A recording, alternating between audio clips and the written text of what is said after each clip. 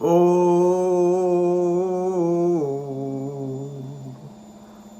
need a haircut. Need a haircut. People are so concerned about the haircut, huh? What's the problem? There's no haircut. Look.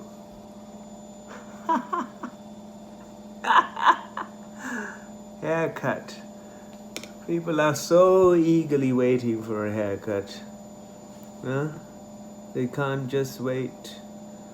They're so concerned about the haircut. Nails. Nails, how good they look. Huh? Remember, this body is part of the earth. Huh? Everything you got, everything you accumulate is not you. It can be yours, but it's not you. All the information you accumulate and you put it up here, thinking that it's your knowledge. It's not your knowledge. It's what you accumulate. It's what you just kept reading up since you were a child. And all the friends, mothers, fathers, uncles, grandfathers, schools, teachers, professors, scientists, politicians, gurus, specialists, sage people, yogi people, priests, monks, imams, rabbis, all sorts of people. They all came up with all these ideas to try and put all this in your head to try and see how you're going to end up in a soup. And the soup tasted all kinds of different flavors, right? And some of the flavors tasted bitter, some of the flavors were sweet, because that's the only thing you had. So anything that's sweet that you knew of in your taste, in your touch, your feeling, your sense, or your smell, was pleasant for you. Anything that didn't relate to your experience of sense perception felt so bitter and ugly and horrible and didn't like this, because you never wanted to try it to see how it was. Look at my hair. Do I like it? No. So I covered it all up. It's hidden away from my face. My face is as ugly as a monkey. No, a monkey is at least well groomed by their mates, their friends. They can get closer to each other and keep grooming each other, taking care of their skin, their ears. They didn't need to go to the barber. They never went to the barber for some reason. They knew how to manage their hair. They also got hair more than you and I've got, but I've never seen them at the barbers or hairdressers trying to do their nails. The other day I was seeing all those monkeys. They were absolutely well groomed. They're well mannered. What monkey saw, human saw. What monkey did, the human did the same. But one thing monkey did not do was take the risk unnecessarily. They kept the distance. When they saw the danger, they could sense it. The humans, when they sense the danger, they walk into it. We saw last year, they're remembering it's been a year. They're reminding us every day that it's been a year since we've been locked down and since we are in a pandemic. But nobody ever realized to stay indoors and be in a meditative way. You didn't have to remember after 1 year. You could have carried on what you always did. Your compulsive, reflective behavior could have continued. No, it has to be done in a way that your idea of normal means that your normal means somebody else's not normal, right? Constantly 7 billion of us are looking at each other and saying, he's not normal, she's not normal, he's not normal, he's not normal. You're the only one normal. Close your eyes. You might not be able to see any of it. Open your eyes. You might see everything that is not you, is not normal. Is that correct? This is the way the world is rotating. The world is happening for you, for me. Close your eyes, open your eyes. It's happening for you. When the sun is not there, It's dark for you and for me. And for somebody else, like a bat, it might be light. They might be going for a little outing in the dark, whilst you are struggling to see yourself around where you're going. Doesn't matter if you go north, if you go south, if you go west, if you go east, looking for answers. When it's dark, make sure you take a torch with you. So you can because in the dark, you are lost. So when you rise in the morning, just like the sun, don't become an issue. Don't become an issue of your life. Don't become an issue in your head. Just whoever opens the eyes, there's so much life and so much experience to be had. Because don't forget to remind yourself that your mortality is present all of the time. Your fragility is what is life means. Your base on a fragile surface, unless you create a foundation strong enough for you to walk upon, and that means your head. Stand up on your head is not what I'm asking you to do. Keep your head away from your nonsense. Don't put all of the rubbish in there and start to look to be peaceful by closing your eyes. No, you will start running up another planet of your own.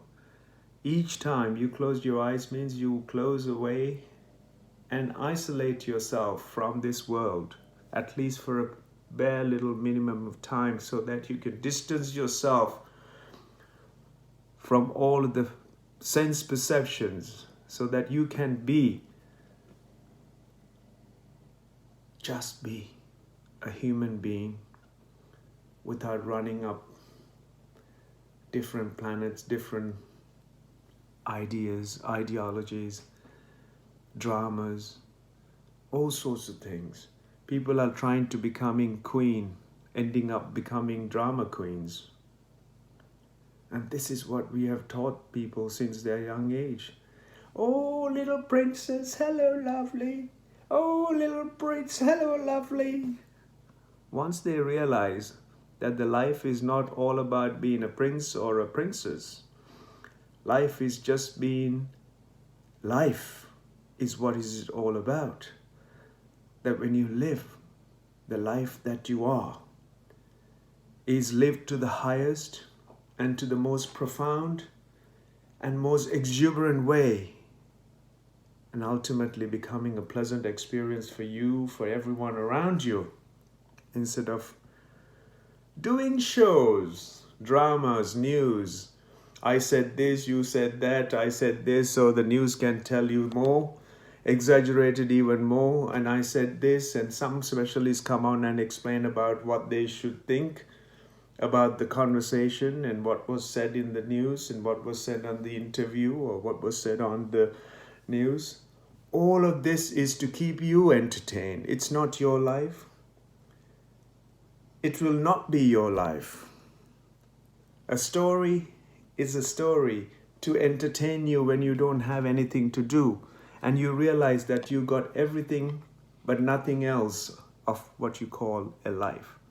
So you're interested in other people's life, politicians' life, God's life, religious leaders' life, the royal life, a showbiz life, the celeb's life, the famous man's life. But what happened about your life? Talking about iPhone, iWatch, iTunes, iMac, forgetting about the eye. Where's the eye? You lost the eye. Oh, not the eye. I. I means illness. Remember, there's two ways that the suffering could enter you, the mind and the body. Mind through what you listen to and how you digest what you hear to according to what you know. Body means whatever you inflict in your head could transcend down to your body. There's no other way that the suffering and pain can enter you. Two ways, the body and your mind.